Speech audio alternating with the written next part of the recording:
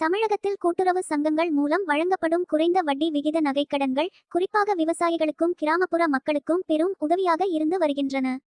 கடந்த 2021ஆம் ஆண்டு சட்டமன்ற தேர்தலின் போது வழங்கப்பட்ட வாக்குறுதியின்படி 5 சவரன் வரையிலான நகைக்கடன்கள் தள்ளுபடி செய்யப்பட்டது பொதுமக்களிடையே பெரும் வரவேற்பை பெற்றது.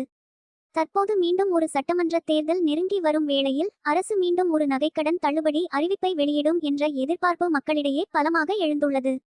இந்நிலையில் 2021 போலவே 2026 தேர்தலிலும் பெண்களின் வாக்குகளை குறிவைத்தே திமுக தேர்தல் அறிக்கையை தயாரிக்கிறது.